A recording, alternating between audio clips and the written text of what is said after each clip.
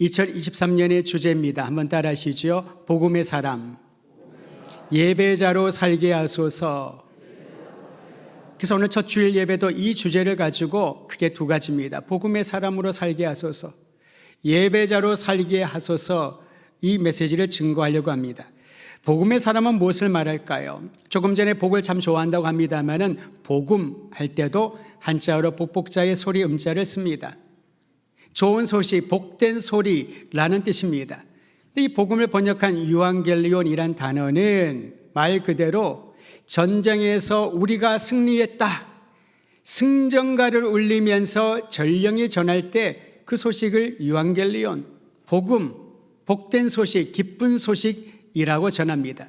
여러분, 지난 한 해를 살피면서 여러분에게 가장 큰 복음은 무엇이었나요? 어떤 소식이 가장 기뻤습니까? 새해를 시작을 하면서 어떤 소식을 듣기를 갈망하며 기도 제목 가지고 주님 앞에 나오셨습니까? 우리가 기대하고 우리가 경험한 기쁜 소식, 복된 소식과 비교가 되지 않을 정도로 성경은 우리에게 변함없는 그리고 유일한 복음에 대하여 가르쳐주고 있습니다. 이 복음을 지니고 사는 이들을 복음의 사람이라고 합니다. 특히 복음의 사람은 그리스도 예수 안에 새로운 인생을 시작한 사람을 복음의 사람이라고 말합니다. 복음의 사람은 그리스도 안에 펼쳐진 새로운 인생을 경험하는 사람입니다.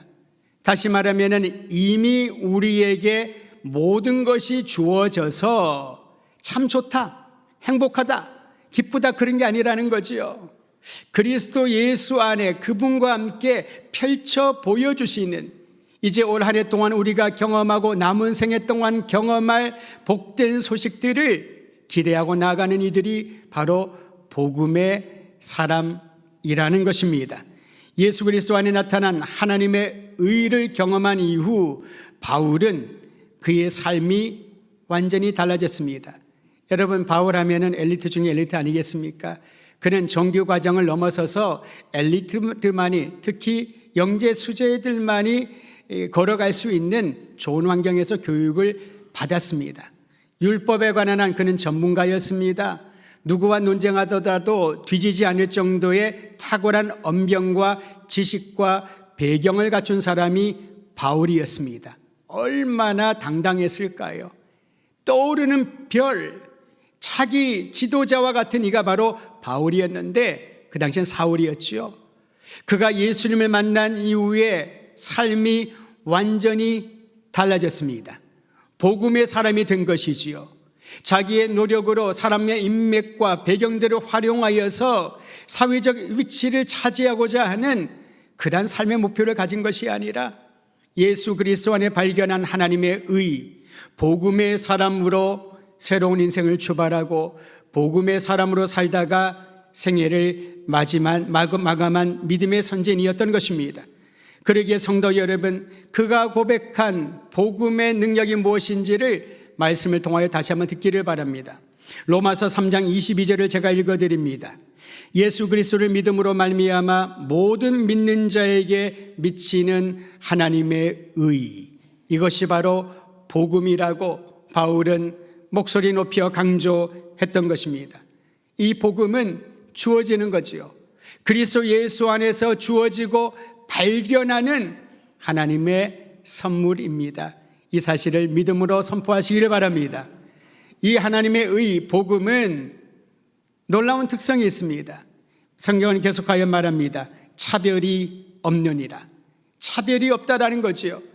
세상의 문화를 대변하는 수많은 단어 중에 대표적인 단어를 들려면 저는 차별이란 단어를 짚고 싶습니다. 세상의 문화는 차별입니다. 아무리 우리가 더불어 산다라고 얘기를 하지만 그 안에도 차별은 존재를 합니다. 남자와 여자와 가진 자와 덜 가진 자가, 부자와 가난한 자와 배운 자와 그렇지 못한 자들, 젊은 자, 건강한 자와 병든 자, 노약자들의 차별이 있는 것이지요. 이러한 차별을 없애기 위해서 최대한의 정책을 활용을 합니다. 노약자를 위한 자석도 만들고요, 그들을 존중하라는 캠페인과 문화적인 교육들을 계속 이식시키고 있습니다마는 그 말은 무엇인가요? 여전히 차별이 존재한다는 거지요. 차별을 당하지 않으려면 힘이 있어야 된다고 말합니다. 이름이 있어야 되고요. 그가 어느 정도 지위를 가지고 있어야지만 그나마 차별을 멸할 수 있는 방어막이 된다고 생각을 합니다. 세상의 문화는 차별로 가득 차 있습니다. 그런데 놀랍게도 복음은 차별이 없답니다. 어떤 환경 가운데 있든지 우리가 있는 그 자리에 복음이 임하면은 그는 하나님의 가장 고귀한 자요 의롭다 여김을 받게 될 줄 믿으시기를 바랍니다. 이게 바로 복음입니다. 아멘을 속으로 하지 않고 이제 밖으로 표현하기로 했는데 여전히 속으로 하시니 그래도 밖으로 표현하시면 좋겠습니다. 복음은 죄인이란 인간의 현실을 탈피하여서 값없이 하나님이 주신 은혜로운 선물이라고 성경은 강조합니다. 로마서 3장 23절 24절 제가 한번 더 읽어드리지요. 모든 사람이 죄를 범하였음에 하나님의 영광에 이르지 못하더니 그리스도 예수 안에 있는 속량으로 말미암아 하나님의 은혜로 값없이 한번 따라하시죠. 의롭다 하심을 얻었느니라. 여러분, 의인이라 칭함받는 것은 명예로운 일 아닐까요? 사람들이 나를 존중하고 참 법 없이 살만한 선한 사람이란 얘기를 들으면은 인생 잘 살았다 그런 생각하지 않겠습니까? 누군가를 얘기를 할 때, 나를 언급할 때에 모든 사람들의 입에서 칭찬이 끊이지 않는다면은 얼마나 행복한 인생이라고 말할까요? 그런데 그렇다 할지라도 본인은 알잖아요. 내가 얼마나 이기적이고 내가 얼마나 나 중심뿐밖에 나밖에 알지 못하고 얼마나 사악하고 거짓된 인생을 살아가는지 본인은 잘 알고 있지 않습니까? 이를 탈피하기 위하여 많은 사람들은 수행을 합니다. 독서를 합니다. 여러 가지 방법을 취하고 선한 일을 통해서 그 악한 마음들을 되갚아 주려고 노력을 합니다. 그래도 마음 가운데는 항상 찜찜한 것이 남아 있습니다. 누가 의인이요 말하면은 우리는 손사래를 하지 않습니까? 나는 그런 사람이 아니라고. 나는 부족하고 형편없는 사람이라고. 이러한 실존에 있는 우리를 하나님께서 의롭다 칭해 주신 것이 복음인 것이지요. 그렇게 이 복음을 받아들인 바울은 우리 주 예수 그리스도를 말미암아 하나님께 감사드릴 수밖에 없었던 것입니다.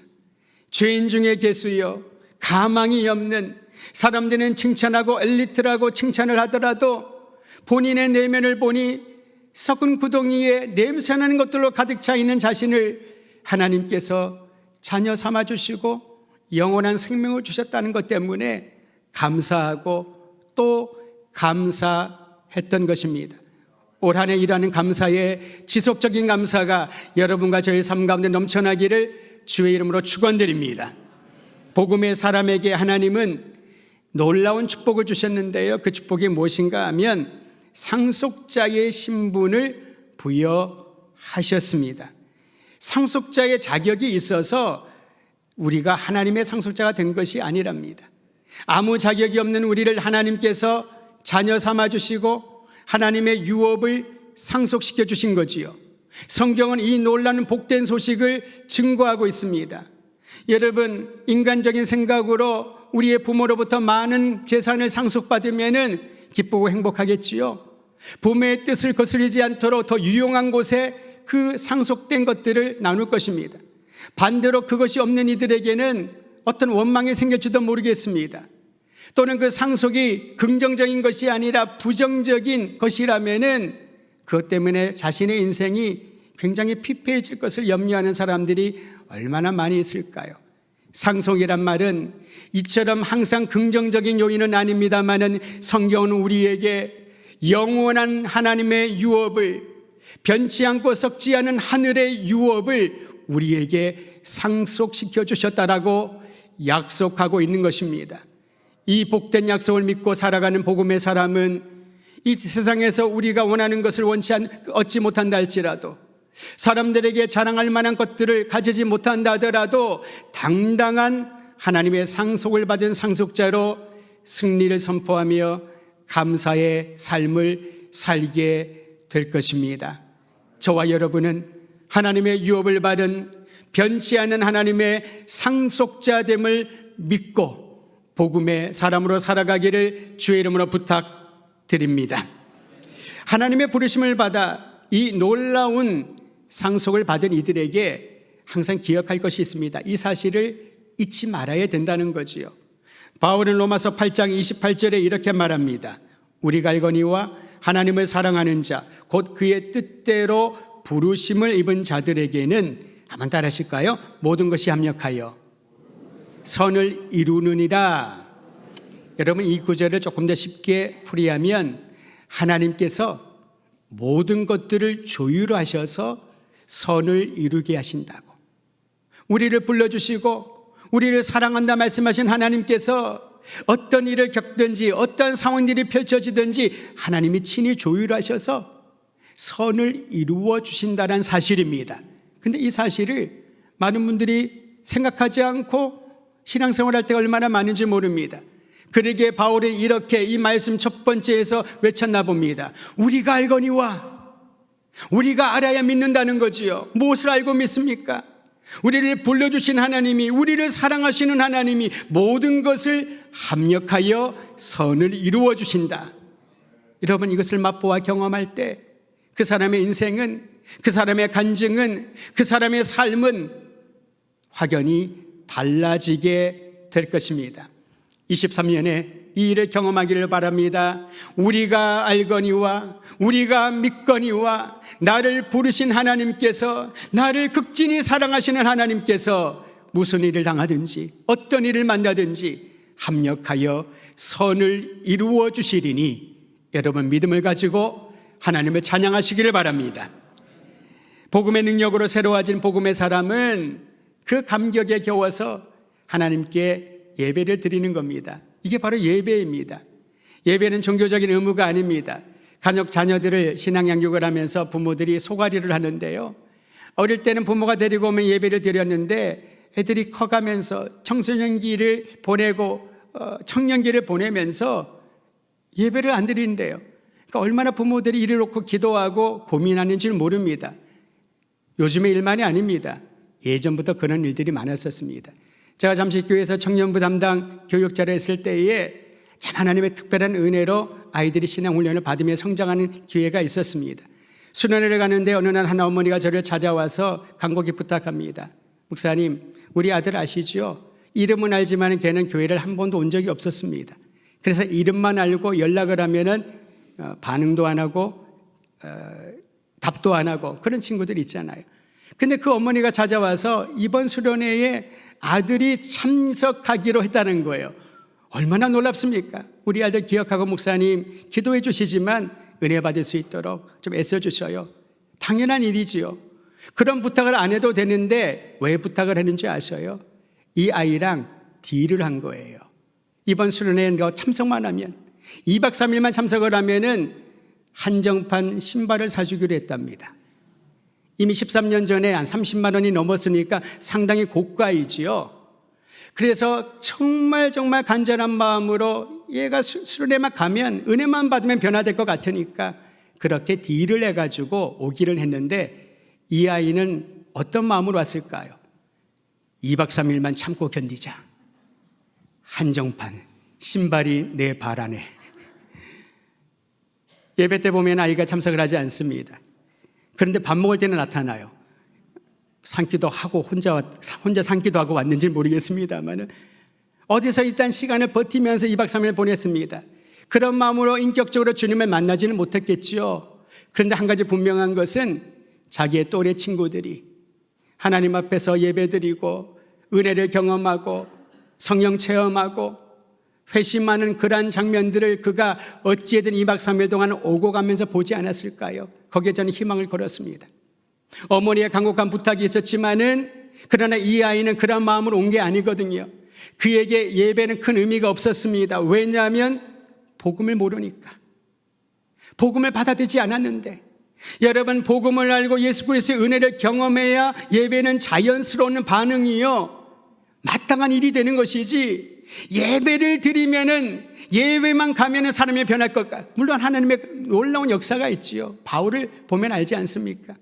길 가다가, 그것도 교회를 핍박하고 예수 믿는 사람을 잡으러 길 가다가 예수님을 만나는 극적인 회심의 기회도 있지만은 모두가 다 바울 같지는 않습니다. 대부분의 경우는 극적인 경험보다는 일상의 경험 가운데 수많은 이들의 중보의 기도가 하나님께로 방향을 몰아가는 역사가 나타나는 것이지요. 비록 그 아이는 자신의 입으로 그날 수련회를 통하여 예수가 나의 구주라고 고백하지 못했지만은 저는 확신을 가지고 내려왔습니다. 그리고 어머니에게 얘기했습니다. 우리의 기도와 달리 하나님의 복음은 영원하고 놀랍기 때문에 저도 기도하겠고 이 아들을 하나님께 의탁하는 시간을 갖자고 그런 결단의 시간을 가지고 돌아왔었습니다. 여러분, 예배는 누가 드릴 수 있을까요? 참된 예배자는 복음의 사람만이 드릴 수 있는 특권이요, 그 예배를 통하여 하나님의 영광 나타날 줄 믿으시기를 바랍니다. 요즘 시대에는 여러분, 예배에 대한 생각이 많이 달라졌나 봅니다. 아예 복음을 받아들이지 않은 사람들 아니라 복음을 받아들인 사람에도 마찬가지입니다. 세례를 받고 신앙인으로 오랫동안 살아온 이들도 환경에 따라서 예배에 대한 가치나 우선권을 소홀히 하는 경우들이 얼마나 많이 있는지 모릅니다. 이제 작년이 되었네요. 2022년 1월부터 11월까지 11개월 동안 한국 리서치에서 정기 조사를 했는데요, 우리나라 전체 국민을 보았을 때 종교가 없다라고 말한 사람이 50%라고 합니다. 지난번에는 여러분 제가 소개했던 그 통계 자료는 10대에서 20대, 30대 후반까지를 조사했을 때 종교가 없다라고 말하는 사람이 70%에 육박했다면 전체를 보았을 때 50% 정도, 조금은 낮아졌지만 여전히 나는 종교가 없다, 관심이 없다라는 겁니다. 개신교가 20%였습니다. 불교가 17%였습니다. 가톨릭은 11%라고 합니다. 이 통계를 보고 사람들은 얘기를 합니다. 그래도 우리나라에 희망이 있는 것은 개신교 교인들이 20%나 되니 5명 중에 하나잖아요. 희망이 있다라고 말하지만 우리는 수치의 숫자가 주는 함정에 빠져서는 안 될 것입니다. 성경은 우리에게 얼마나 많은 양과 수를 얘기하지 않습니다. 진정한 영향력은 수가 아니라 변화된 복음으로 변화된 한 사람인 줄 믿으시기를 바랍니다. 오병이어는 많은 양이 아니었습니다. 그것은 기적의 도구가 된 것이지요. 작은 겨자씨 하나에 성경은 강조하고 있습니다. 겨자씨를 보아라. 저 작은 겨자씨를 보아라. 어린아이가 가지고 온 그 작은 떡덩어리를 보아라. 예수님을 만나면, 주님의 손에 의탁하면, 복음이 들어가면은 그제서야 능력이 나타나는 것이지 결코 수는 중요하지 않습니다. 20%가 됐다고 안심하거나 안도해서는 안 된다는 거지요. 어쨌든 개신교 20%라고 하는데 그 개신교 성도들에게 또 다른 질문을 해보았습니다. 종교활동의 참여 빈도수, 즉 예배에 참여하는 빈도수를 조사를 했더니 여러분, 작년 11개월이었습니다. 매주 예배에 참석한다고 답한 사람들이 29%, 한 달에 2번이나 3번 참석한다 12%, 한 달에 한 번 정도 참여한다 12%, 1년 내내 한 번도 현장이나 성전 예배에 참여하지 않는다 15%. 영상으로 보든지 또 다른 자료를 보든지는 우리가 알 수 없지만은 그냥 질문이 단순했습니다. 종교활동에 참여하는가 안 하는가, 예배와 소그룹과 여러 가지 일들이 있었겠지요. 29%를 제외하고 나머지는 주일 예배에 대한 생각들이 예전과 같지 않았다는 겁니다. 물론 그렇다고 신앙을 잃어버린 것은 아닙니다.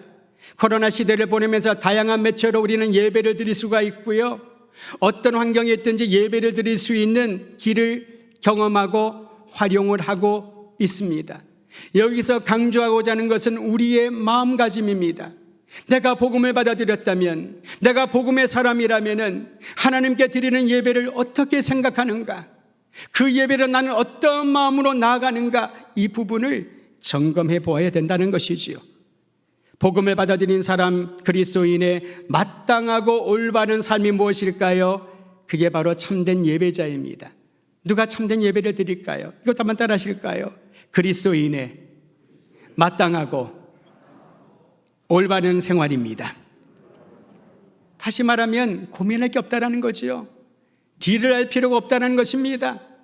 그리스도인이 되었다면, 예수의 사람으로 복음을 받아들이고 주님을 영접했다면 예배를 드리는 것은 마땅하고 올바른 길이다라는 겁니다. 오늘 본문 말씀은 복음을 받아들인 그리스도인의 삶을 보여주는 두 가지 기초를 얘기를 하는데, 이 두 가지 기초는 두 단어에서 유추할 수 있습니다. 첫 번째는 그러므로입니다. 12장 1절에 이렇게 시작하지요. 그러므로 형제들아. 그러므로는 무엇입니까? 그 앞에 있는 내용들에 대한 종합인 것입니다. 결론 부분인 것이지요. 여러분 글을 쓸 때도 그렇지 않습니까? 이러한 것이고 저러한 것이 있고 논쟁도 있고 이러저러 하지만은 이것이 바로 우리가 바라보고 가져야 될 어떤 내용이다. 그러므로 그렇게 나가는 거지요. 그리스도의 은혜로 말미암아 오직 믿음으로 의롭게 되는 복음을 받았다. 그러면 어떻게 살 것인가? 그러므로는 어떻게 살 것인가에 대하여 도전하는 단어입니다. 두 번째는요, 하나님의 모든 자비하심으로. 다시 한번 읽어드립니다. 그러므로 형제들아, 내가 하나님의 모든 자비하심으로 너희를 권하노니. 그 다음에 내용이 나옵니다. 우리 성경에는 하나님의 모든 자비하심으로 나와 있습니다만은 영어 성경 번역은 조금 다릅니다. 온해의 뜻에 충실하여 mercies, 자비들이라고 합니다. 예수님을 통하여 우리에게 행하신 특별한 자비로운 행동들을 가지고 너에게 권한다라는 겁니다. 바울이 경험한 복음으로 그가 변화된 자신이 가장 고귀한 것으로 여기는 예수 그리스도 이름 안에서 발견한 그런 하나님의 자비로운 행동들을 그가 믿고 확신을 가지고 교회를 향하여 성도들에게 권하는 것이지요. 무엇을 권할까요? 너희의 몸을 하나님이 기뻐하시는 산 제물로 드리라. 거룩한 산 제물로 드리라. 여러분 앞에 보면은 2023년의 비전과 주제가 있는데요. 로마서 12장 1절이 새겨져 있지 않습니까? 거기에 조금 더 강조한 것이 있지요. 너희 몸을 하나님이 기뻐하시는 거룩한 산 제물로 드리라. 제물이라고 하는 것은 구약의 제사를 연상하시면 이해가 쉬울 것입니다. 제사를 드릴 때 제물이 필요합니다. 제물을 다듬고 다 손질을 해야 됩니다. 부정한 것들을 다 떼어버리고 흠이 없고 정결하게 준비하여서 제물을 드리는데요. 특히 구약의 제사에서 빈번하게 드리는 제사가 번제, 태우는 제사입니다. 다 태워버리는 거죠. 근데 오늘 로마서에 보니까 바울은 구약의 제사를 연상시켜 얘기를 하면서 익숙하지 아니한 말을 합니다. 너희 몸을 산 제물로 드리라. 산 제물로 살아있는 채로 드리라. 날 걸로 드리라 라는 것입니다. 여러분 의미 조언은 여러 가지로 해석할 수 있겠습니다만은 구약의 아브라함이 자기의 하나밖에 없는 외아들 이삭을 하나님의 명령을 따라 제물로 드리려고 할 때 그를 결박하여 제단에 놓고 그를 잡으려고 칼을 들잖아요. 그때 하나님이 말씀하십니다. 멈추어라. 하나님이 멈추라고 명령하셔서 거기에서 그쳐지지만은 그의 하나밖에 없는 아들을 제물로 드리라고 했을 때에 살아있는 이삭을 보면서 아브라함의 마음은 어떠했을까요? 여기서 우리는 산제물의 의미를 깨닫게 되는 것입니다. 네가 가진 최고의 것을 전부를 드리라. 이게 자기 몸을 하나님께 산제물로 드리라는 겁니다. 하나님을 사랑하고 하나님을 신뢰하기 때문에 하나님이 요거 빼고 다 가지셔요. 이거는 안 됩니다. 딴 거는 모르겠습니다라고 하는 그 모든 것을 기꺼이 하나님께 바치는 것이 산제물, 하나님께 드리는 예배라는 것입니다.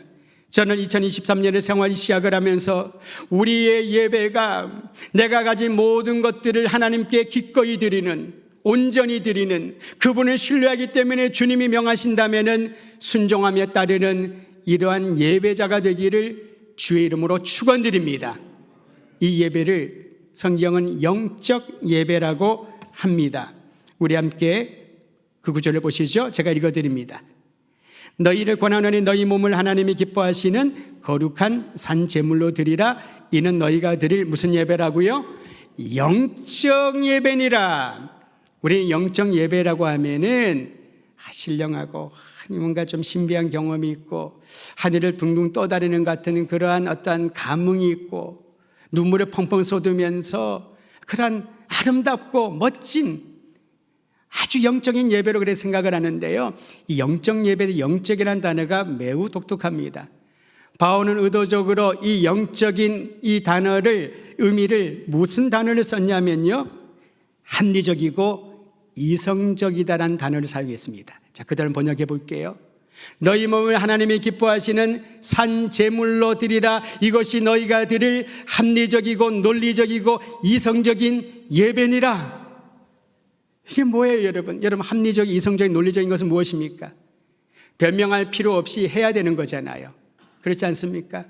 내가 왜 부당하게 느끼나요? 이거 합리적이지 않은데, 이건 논리적으로 안 맞는데, 이치에 안 맞는데, 그런 일을 하라고 그러면은 우리는 불평하고 안 하고 싶습니다. 안 해도 괜찮습니다. 그런데 이것은 누가 봐도 합리적입니다. 당연히 해야 되는 의무와 같습니다. 이것을 안 하는 것이 오히려 이상한 그런 일들이 있지요. 그게 바로 바울이 사용한 영적 예배의 영적이라는 뜻입니다. 무슨 뜻인가요? 너희가 하나님의 은혜를 입었다면은, 하나님의 독생자를 내어주기까지 그 극진한 사랑을 받았다면은, 복음의 능력으로 새로운 인생을 살기로 결단했다면은, 이제 예수 이외에 다른 것들을 따르지 않겠다고 헌신했다면은 하나님께 예배드리는 것이 당연하다, 마땅하다, 논리적이다. 왜 안 드리냐? 왜 딴짓하냐? 왜 고민하냐? 예배를 드릴까 말까, 갈까 말까 왜 저울질하냐? 그런 말인 것입니다. 사랑하는 성도 여러분, 은혜를 많이 받을수록 나의 생명의 은혜를 우리는 죽을 때까지 잊지 못하잖아요.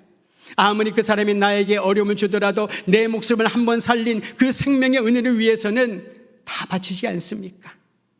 우리의 생명의 은인이신 예수 그리스도, 죽을 수밖에 없는, 끊을 수 없는 사망의 결박을 끊어버리시고 우리에게 새 생명, 영원한 생명, 하나님의 자녀, 하나님의 상속자를 삼아주신 예수님을 주님으로 모시고 살아간다면, 그분이 나의 삶을 지배하도록, 그분이 나의 인생을 주장하도록 주님 앞에 나가 예배하는 것, 이것이 우리가 드릴 영적 예배인 줄 믿으시기를 바랍니다. 영적 예배를 드리는 이들에게, 참된 예배자들에게 두 가지 명령을 줍니다. 첫 번째, 한번 따라하시지요. 이 시대의 풍조를 본받지 말라. 시대의 문화와 관습에 쉽게 적응하는 것, 세속적인 기준을 허용하는 것, 이러한 경향들을 말하는 것입니다. 여러분, 이런 얘기는 우리 2023년부터는 다 입에서 제거하기를 바랍니다. 예전에는 예수님 잘 믿는 그런 분위기가 되어졌지만은 요즘은 시대가 달라졌어, 요즘 그렇게 믿어가지고는 안 돼 라고 말하는 시대적 경향들 말이지요. 어느 순간에 우리가 하나님을 사랑하고 예배하고 신앙인으로 살아가는 기준들이 완전히 달라졌습니다. 그러한 시대적인 풍조를 따르지 말라라는 것입니다. 하나님이 원하시는 것을 알아야 주님의 선하시고 기뻐하시고 온전하신 뜻이 무엇인지를 분별해야, 이게 시대적 풍조구나, 그걸 알 수가 있지요. 그래서 말씀과 기도와 예배와 공동체가 중요한 것입니다. 1층에 내려가시면은 성경 읽기 통독표가 있습니다. 여러분 익숙하시지요? 오늘 만약에 처음 봤다면은 이제 시작하셔야 됩니다. 저는 우리 더드림교회 성도들이 올 한 해 모두가 최소한 성경 읽도가기를 바랍니다. 이유는 하나입니다. 하나님의 뜻을 알고 분별해야 이 시대의 풍조가 무엇인지를 감지하고 시대의 풍조를 따르지 않는 것입니다. 아무리 내가 열심을 보인다더라도 하나님의 뜻과 하나님의 말씀을 알지 못한다면은 시대의 풍조를 알 수가 없습니다. 그저 따라가게 되는 것이지요. 그리스도인들의 사명은 이 풍조를, 이 방향을 바꾸어 놓는 것입니다. 1도만 바꾸어 놓아도 엄청난 결과가 나타나게 될 줄 믿고 이 시대의 풍조를 본받지 않는 성도들 되기를 바랍니다. 두 번째, 참된 예배자에게 주신 명령입니다. 한번 따라하시지요. 오직 마음을 새롭게 하여 변화를 받으라. 이 변화를 말한 이 변화는요, 그저 어제와 오늘 조금 다른 그런 생각, 그런 정도가 아닙니다. 새해가 되면 결심을 많이 하잖아요.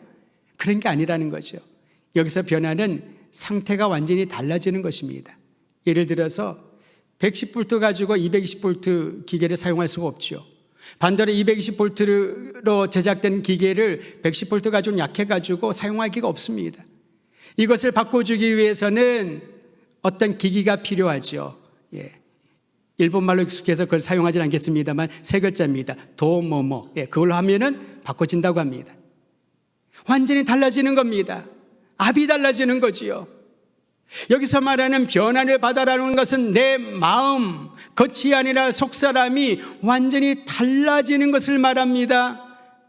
사랑하는 성도 여러분, 이 마음을 달리게 하는 것을 어떻게 가능하겠습니까? 이게 바로 그리스도 예수 안에서 가능하다는 것입니다. 나의 인생을 주관하는 영향력의 근원이 예수 그리스도이심을 믿을 때, 그분의 이름으로 하나님께 나와 예배드릴 때, 그분의 이름으로 주님 앞에 기도할 때, 그분의 이름을 힘입어서 세상을 살아갈 때에 그 사람의 마음은 이제 새로워지고 아름다운 결실을 맺게 될 것이라는 명령입니다. 새해를 맞이하는 모든 더드림교회 성도들이여, 첫 예배를 드리면서 복음의 사람으로 참된 예배자로 살 것을 갈망하며 남은 생에 예수 그리스도의 복음이 우리의 심장을 뛰게 하고, 남은 생에 그리스도 예수의 은혜를 힘입어서 살아계신 하나님께 예배 드리는 것이 마땅하며, 이 예배의 감격을 나누는 것이 마땅하다고 고백하는 저와 여러분이 되시기를 우리 주의 이름으로 축원드립니다.